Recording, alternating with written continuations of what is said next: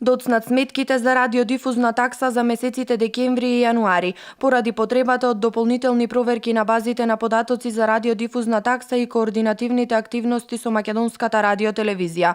Од управата за јавни приходи потврдуваат дека сметките се уште не се дистрибуирани до граѓаните и дека решенијата за радиодифузна такса ќе бидат доставени до обврзниците наредниот период. Поради реакциите од граѓаните дали ќе трпат некакви последици, затоа што ќе задоцнат со роковите за плаќање на сметки.